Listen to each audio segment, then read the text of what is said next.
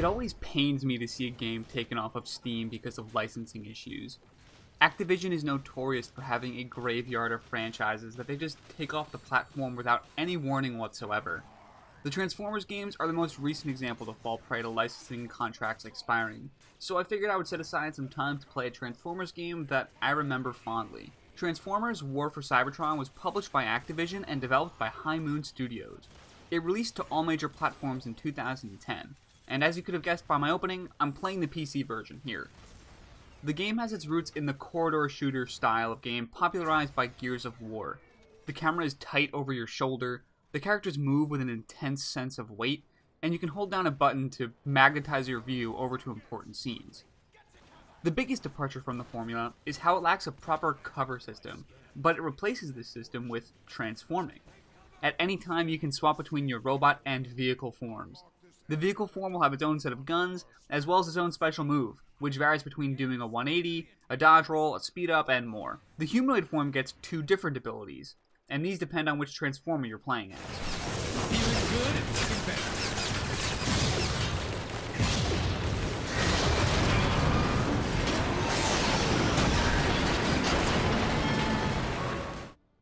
There are enough tools at your disposal here to make the fights feel engaging. Most fights take place in sprawling arenas that have a lot of ways to move around both horizontally and vertically. It's clear that these arenas were designed with your ability to transform in mind. There is one major complaint that I have in regard to the transformations, however. It's the fact that unless you're using Optimus's charge ability, you can't run over any enemy transformer while you're in vehicular form.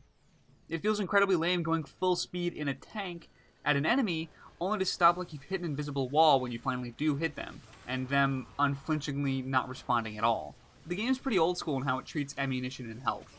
There's technically regenerating health, but it will only regenerate you to a certain threshold. This means if you're low on health, you're going to continue being low on health until you can get a health pickup. The same holds true of ammo. If you run out of ammo, you rely on a clunky melee attack to save the day. Though it usually does one-shot enemies, the requirement to get in close, and its sometimes bizarre hitbox, make it difficult to use. I wish you had a tertiary pistol weapon with infinite ammo and obviously lower damage that you could fall back on in situations like this. Frequently I found myself with almost no health and literally 0 ammo, and if there was no pickups in the room, I would hopelessly run around and get in very conservative melee attacks when I could. Situations like this occurred all too frequently and gave the game a real pacing problem.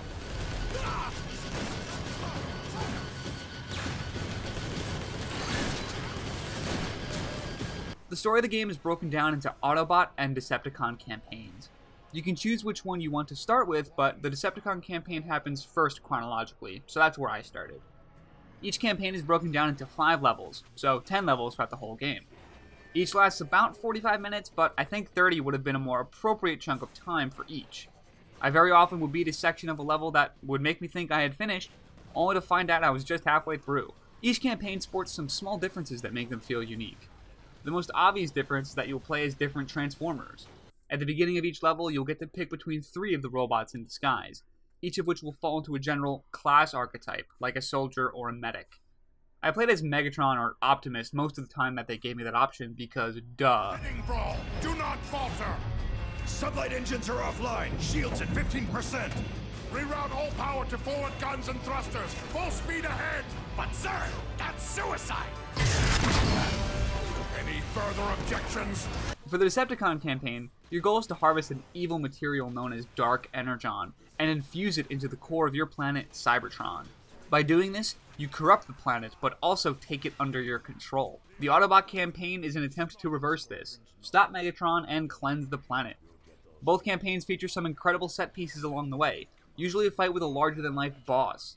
But the Autobots have an awesome level where you get captured and brought to a Decepticon death camp and need to break free.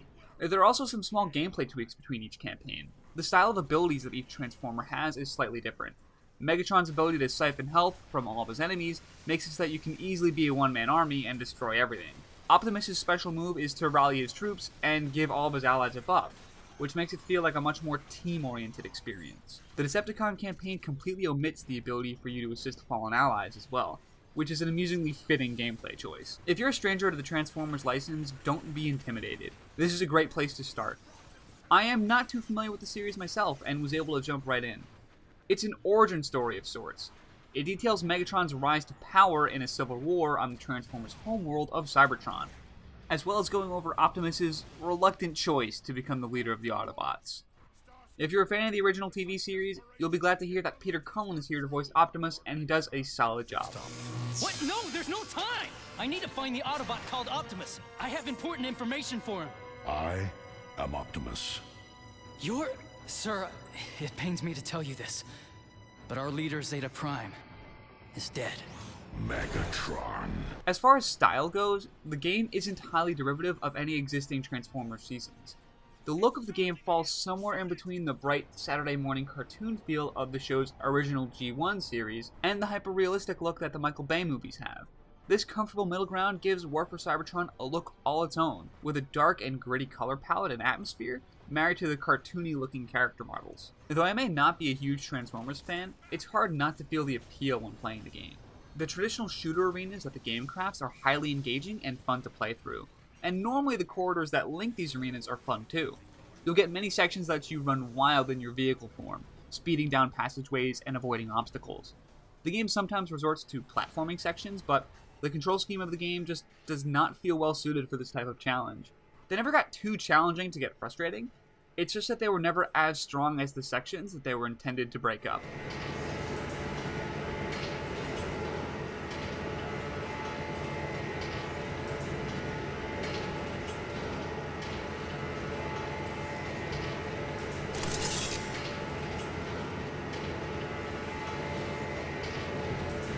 Playing on normal difficulty, this game was relatively hard. I found myself dying at least a few times per level. The checkpoint system is usually generous, but sometimes the checkpoints would be confusingly placed before a cutscene, which means that I would have to watch it again in order to proceed. War for Cybertron does the Half-Life style of cutscene, in that rather being traditional movie-style cutscenes, most of the narrative gets told in-game with you having control over your character and the camera as the story unfolds. It never gets used to amazing effect to really take advantage of the fact that you have agency. Think the Joker scenes from Batman Arkham Knight, but it's cool nonetheless. A lot of my most frustrating moments in this game were during the boss fights. They are a spectacle and normally really fun to fight, but some of their attack patterns felt unfair. So often I found myself getting hit by a continuous beam, and due to the fact that your character doesn't benefit from any invulnerability frames, you will just eat the entirety of the attack and get taken from full health to zero. It would be far better if I got hit by the attack, took a big chunk out of my health, and then I could regroup and be better prepared for it next time. But a lot of the times, getting hurt by one part of the ability means getting hurt until you're dead. And when I finished the main campaigns, I figured I would take a look at the multiplayer options, just for the thoroughness of this review. As expected, Team Deathmatch didn't yield me any results, despite the fact that I sat in queue for about 10 minutes. I then queued up for Escalation, which is this game's version of Horde mode. To my absolute astonishment, I got into a game with 2 other players immediately. We didn't get very far, so I didn't get a good feel for the mode. We lost on wave 2. But I am stunned I was able to get into a game with real people. This game is 8 years old and no longer available for sale on PC, so that's pretty incredible.